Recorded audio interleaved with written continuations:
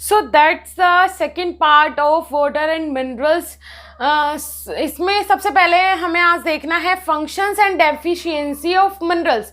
Means मैंने last video में, last जो हमारा लेक्चर था उसमें, first lecture water and minerals का, उसमें मैंने आपको अनीमिया के बारे में ओनली एक डिसीज़ बताई थी जो मिनरल्स की कमी के कारण हो रही थी, वो अनीमिया के बारे में हमने देखा था। लेकिन ऐसी बहुत सारी डिसीजेज हैं जो मिनरल्स की कमी से होती है। वो कौन कौन से मिनरल्स है जिनकी कमी से बॉडी के अंदर जो मेजर और माइनर डिसीज होती हैं वो कौन कौन सी होती हैं।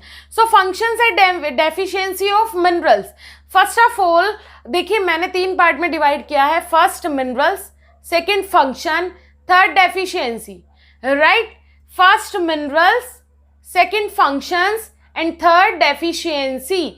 सो फर्स्ट ऑफ ऑल जो फर्स्ट हमने मिनरल लिया है, that's a important mineral source in your body, calcium. First of all we discuss about calcium. So calcium का फंक्शन देखते हैं। फंक्शन कौन कौन से होते हैं कैल्शियम के। फर्स्ट है फंक्शंस में, फर्स्ट दिया हुआ है ग्रोथ ऑफ बोन्स। फर्स्ट क्या दिया हुआ है? Growth of bones. Look at here, growth of bones. Second दिया हुआ है production of enzyme and third one is for blood clotting.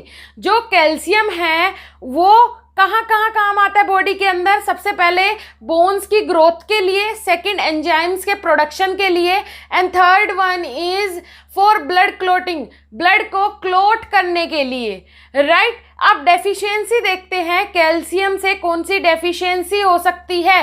Racket. देखिए ये बहुत ज़्यादा कॉमन डिसीज़ है रैकेट। सो कैल्शियम की कमी अगर बॉडी के अंदर हो जाए तो कौन सी बीमारी हो जाती है? रैकेट हो जाता है। इसमें क्या होता है? इसमें बोन्स बहुत ज़्यादा कमज़ोर हो जाती है। मीन्स ये किसमें? मोस्टली बच्चों में और बुजुर्ग में देखने को मिलता है। सेकेंड है हाइपोकैल्सीमिया, राइट। अब देखते हैं second disease. Second one is iron deficiency. Second iron deficiency हमें देखनी है, जिसमें फर्स्ट दिया है formation of haemoglobin, right. Look at here, HB means haemoglobin and RBC। Iron क्या काम करता है बॉडी के अंदर? फॉर्मेशन करता है हीमोग्लोबिन और RBC का। बी पार्ट दिया है, मीन्स बी फंक्शन दिया हुआ है for transport of gases. Gases के ट्रांसपोर्ट में भी आयरन का बहुत बड़ा रोल होता है, इंपॉर्टेंट रोल प्ले करता है आयरन। किसमें? गैसेस के एक्सचेंज में। देन डिसीज देखते हैं, आयरन की कमी से कौन सी डिसीज हो सकती है बॉडी के अंदर? First anaemia, second हीमोक्रोमैटोसिस।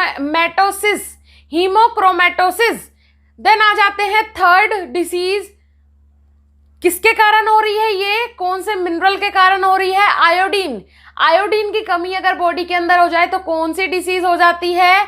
फर्स्ट दिया हुआ है, पहले फंक्शन देखते हैं, for synthesis of thyroid hormone. Iodine body के अंदर क्यों यूज होता है? इसका फंक्शन क्या होता है? Synthesis of thyroid hormone. Thyroid hormone बनाने के लिए आयरन का यूज होता है बॉडी के अंदर। Second one is growth and development of body. Body की ग्रोथ और डेवलपमेंट में भी आयोडीन का बहुत बड़ा रोल होता है। अब आयरन की डेफिशिएंसी कौन सी हो सकती है? आयरन की कमी से कौन सी डिसीज हो सकती है? फर्स्ट ऑफ ऑल गोइटर हो सकता है। सेकंड हाइपोथायरॉयडिज्म जिसे आप नॉर्मली थायराइड की प्रॉब्लम हो जाती है, सो हाइपोथायरॉयडिज्म एंड गोइटर। इन्हें आगे डिटेल में देखेंगे, सारी डिसीज जितनी भी इंपॉर्टेंट है। नेक्स्ट आ जाता है, नेक्स्ट मिनरल सोर्स है कॉपर।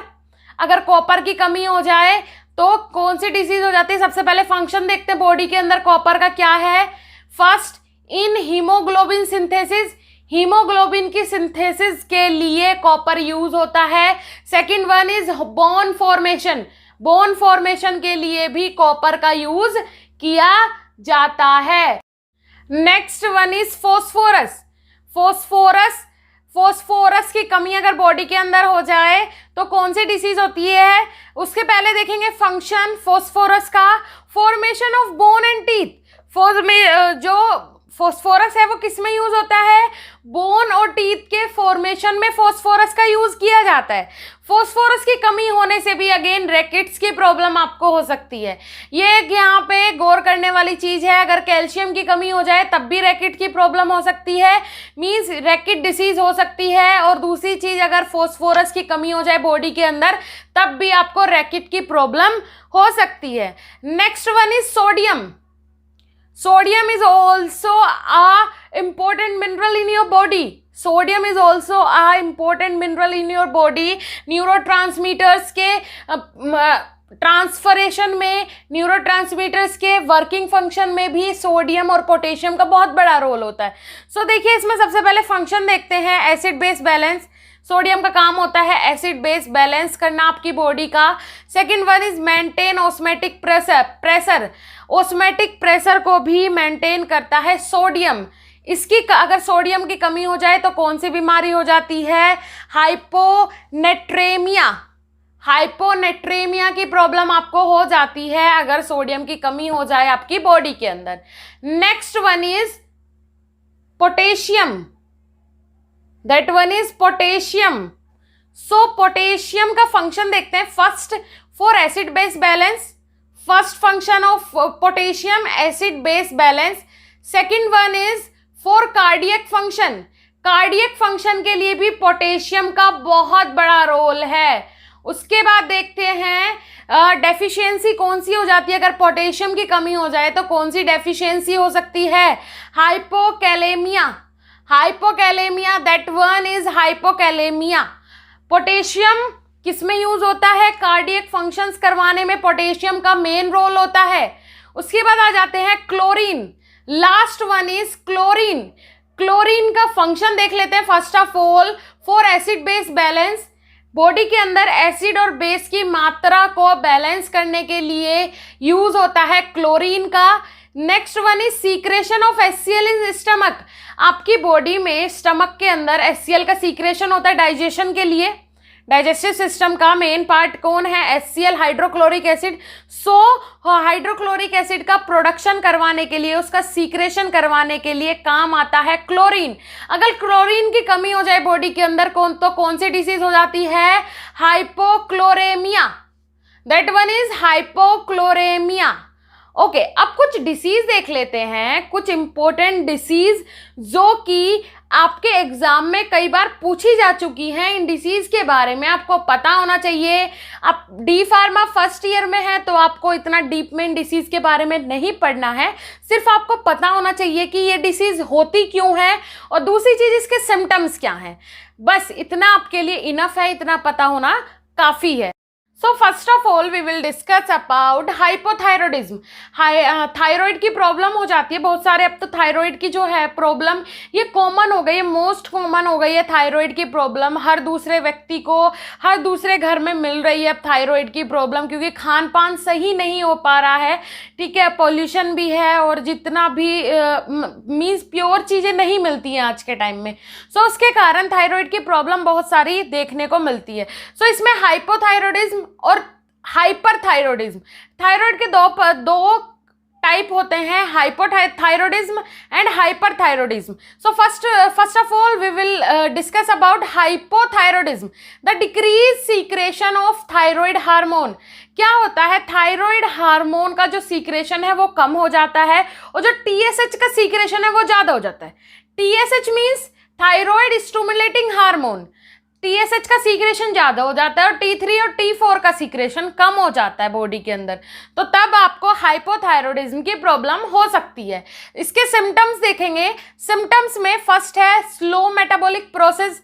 स्लो मेटाबॉलिक प्रोसेस हो जाएगी, मेंटल रिटार्डेशन हो सकता है, लो BP, ब्लड प्रेशर लो हो जाएगा, स्वेलिंग, पूरी बॉडी के ऊपर स्वेलिंग आ जाएगी। सबसे पहले मैं आपको बता दूं सिम्टम्स नॉर्मली क्या देखने को मिलता है हाइपोथायरॉयडिज्म का, कि फैट गेन करने लगता है वो पर्सन।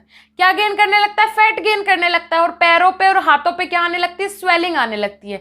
ब्लड प्रेशर नॉर्मली उस पेशेंट का लो रहने लगेगा। हाइपोथायरॉयडिज्म का जो पेशेंट होगा उसका ब्लड प्रेशर लो रहने लगेगा।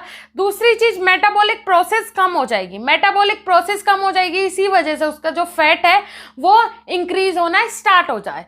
उसके बाद आ जाते हैं, सेकंड दिया हुआ है हाइपरथायरॉयडिज्म। हाइपरथायरॉयडिज्म में excessive secretion of thyroid hormone, जो थायराइड हार्मोन है उनका सीक्रेशन बहुत ज़्यादा होता है और टीएसएच का सीक्रेशन कम हो जाता है। तो किसकी प्रॉब्लम हो जाती है? हाइपरथायरॉयडिज्म की प्रॉब्लम हो जाती है। इसके सिम्टम्स कुछ हैं, इंक्रीज बीएमआर, सेकंड है increase heart rate, anxiety, restlessness and iodine level क्या हो जाता है? ज़्यादा हो जाता है। अब देखिए, इंक्रीज बीएमआर मतलब क्या होगा? बॉडी के अंदर बीएमआर का लेवल जो है वो इंक्रीज होगा।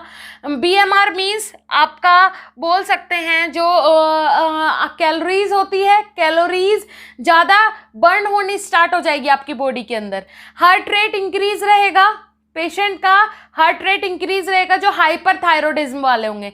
एंजाइटी मीन्स मेंटली ठीक नहीं रहेगा पेशेंट, एक टाइप का डिप्रेशन बोल सकते हैं, डिप्रेस्ड रहेगा पेशेंट। दूसरी चीज रेस्टलेसनेस मीन्स ऐसे पेशेंट को कभी भी रेस्ट फील नहीं होगा, उसे ऐसा लगेगा कि वो रेस्ट फील नहीं कर पा रहा है। आयोडीन का लेवल बहुत ज़्यादा इंक्रीज हो जाएगा बॉडी के अंदर। नेक्स्ट दिया हुआ है रैकेट्स, इंपॉर्टेंट मार्क कर लीजिएगा रैकेट्स को। It is the disorder common in children. Rackets ऐसा डिसऑर्डर है जो किसमें कॉमन है? चिल्ड्रंस में कॉमन है, ज्यादातर बच्चों में देखने को मिलता है रैकेट्स। सिम्टम्स क्या हो सकते हैं इसके? Demineralization of bone.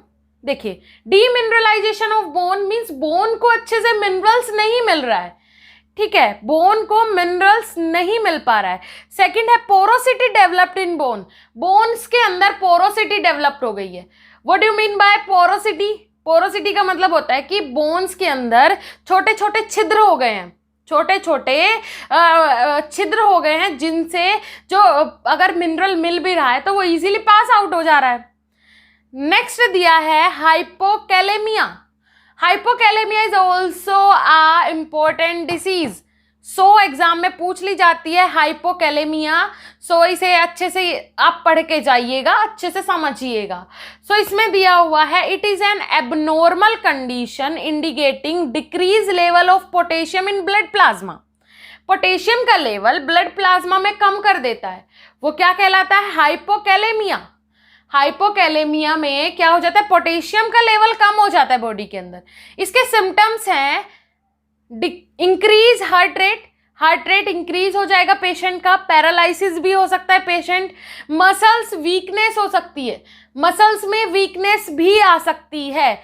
उसके बाद आते हैं next one is goitre, GOI। एक चीज ध्यान रखिएगा, इसमें एक चीज गौर करने वाली है। Look at here, GOITRE and second slash लगा के लिखा हुआ है GOITER। तो दोनों तरीके से आप गोइटर को लिख सकते हैं। ओके, तो इसमें देखिए definition, it is caused by deficiency of iodine in the blood. Blood के अंदर जब आयोडीन की कमी हो जाती है तब आपको गोइटर की प्रॉब्लम हो सकती है। Means iodine is required for the formation of thyroxine and triiodothyronine. क्या होता है? आयोडीन रिक्वायर होता है, आयोडीन जरूरी होता है थायरोक्सिन और ट्राईआयोडोटायरोनिन जो हार्मोन है इनका प्रोडक्शन करने में। मीन्स T3 और T4 का प्रोडक्शन करने में आयोडीन का मोस्ट इंपॉर्टेंट रोल होता है। अगर आयोडीन की ही कमी हो जाएगी, आयोडीन की डेफिशिएंसी हो जाएगी तो उसमें वहां पे आपको गोइटर की प्रॉब्लम हो सकती है। सिम्टम्स इसके क्या होंगे? लो BMR, low blood pressure, metabolic disturbance. Metabolic जो पाथवे हैं आपके या तो वो डिस्टर्ब हो जाएंगे या फिर मेटाबॉलिक जो रेट है बॉडी का वो डिस्टर्ब हो जाएगा। लो BP, ब्लड प्रेशर लो रहेगा पेशेंट का। लो BMR मीन्स जो कैलोरीज आप गेन कर रहे हो वो ज़्यादा से ज़्यादा नहीं कर पाएंगे, कैलोरीज गेन करने में प्रॉब्लम जाएगी। उसके बाद आ जाते हैं last one, hyponatremia. Hyponatremia and hypokalemia दोनों सेम है दोनों को एक साथ कोरिलेट करके पढ़िएगा, क्योंकि जहाँ पे आप देखेंगे बॉडी के अंदर जहाँ पे पोटेशियम आता है वहाँ पे आपका सोडियम ज़रूर आता है। सोडियम और पोटेशियम मान के चलिए दो जुड़वा भाई हैं, जहाँ पे सोडियम का काम होगा वहाँ पे पोटेशियम का ज़रूर होगा। सोडियम बाहर जाएगा तो पोटेशियम अंदर आएगा, ठीक है। इस टाइप से बॉडी के अंदर वर्क फंक्शन होता है किसका, पोटेशियम और सोडियम का। सो हाइपोनेट्रेमिया, हाइपोकैलेमिया, इन दोनों से याद रखिएगा। Abnormal condition indicating decrease level of sodium in body, sodium का लेवल जब डिक्रीज हो जाता है बॉडी के अंदर तो तब कंडीशन आती है किसकी, हाइपोनेट्रेमिया की। हाइपोनेट्रेमिया की प्रॉब्लम हो जाती है जब क्या, सोडियम का लेवल कम हो जाता है बॉडी के अंदर। इसके सिम्टम्स हैं, कुछ सिम्टम्स में fluid loss from body, body से बहुत सारा फ्लूइड लॉस हो गया है तब आपको हाइपोनेट्रेमिया की प्रॉब्लम हो सकती है। किडनी फेलियर, अगर किसी पेशेंट की किडनी फेल हो गई है तो उसे रिसेंटली प्रॉब्लम आ सकती है हाइपोनेट्रेमिया की। Third one is excessive vomiting and diarrhoea, अगर किसी पेशेंट को बहुत दिनों से वोमिटिंग और डायरिया की प्रॉब्लम हो रही है, उल्टी दस्त हो रहे हैं, तो ऐसे पेशेंट को भी हाइपोनेट्रेमिया की प्रॉब्लम आ सकती है, देखने को मिल सकती है। उसके बाद प्रोलॉन्ग डायबिटीज, अगर कोई डायबिटिक पेशेंट है, उसे बहुत लंबे समय से डायबिटीज की प्रॉब्लम है, तो ऐसे पेशेंट को भी हाइपोनेट्रेमिया की प्रॉब्लम आ सकती है। ऐसे पेशेंट के अंदर हाइपोनेट्रेमिया की प्रॉब्लम देखने को मिल सकती है। ओके, सो हमने कितनी डिसीज देखी आज, hypothyroidism, hyperthyroidism, rickets, hypokalemia, goitre, hyponatremia. So पूरी 6 डिसीज ये हो गई, और लास्ट लेक्चर में हमने अनीमिया के बारे में पढ़ लिया था। सो टोटल हो गई 7 डिसीज। ओके गाइस, तो आज ये टॉपिक यहीं पे फिनिश होता है। नेक्स्ट वीडियो में मीन्स नेक्स्ट लेक्चर में हम डिहाइड्रेशन के बारे में पढ़ेंगे, जो किसके कारण होगा, वाटर के कारण होगा। ओके, वाटर की कमी से डिहाइड्रेशन की प्रॉब्लम हो जाती है, और बहुत सारी चीज़ें अभी हमें और इस जो ये पार्ट है, ये यूनिट है, इसमें कवर करना है। ओके, तो आज के लेक्चर में सिर्फ इतना ही। आज की वीडियो आपके लिए कितनी यूज़फुल रही, कैसी लगी, नीचे कमेंट सेक्शन में कमेंट करके ज़रूर बताइएगा। दूसरी चीज़ गाइज, इस जो मैंने आपको ये वाटर एंड मिनरल्स ये यूनिट मैंने कंप्लीट करवाई है, अगर आप इसके नोट्स प्रिपेयर नहीं कर पा रहे हैं किसी भी रीज़न से, वैसे तो आप नोट्स प्रिपेयर कीजिए साथ के साथ, लेकिन अगर नहीं कर पा रहे, लास्ट मिनट आप मेरा वीडियो देख रहे हैं, सो आप नीचे डिस्क्रिप्शन में बॉक्स में जाइएगा, वहाँ पे आपको ई बुक का लिंक मिलेगा, वहाँ से आप ई बुक डाउनलोड कर लीजिएगा, तो आपके लिए यूज़फुल हो जाएगा नोट्स बनाना। वहाँ पे एज इट इज़ नोट्स आपको मिल जाएंगे। थैंक यू सो मच, मिलेंगे नेक्स्ट लेक्चर के साथ, तब तक के लिए धन्यवाद, नमस्कार।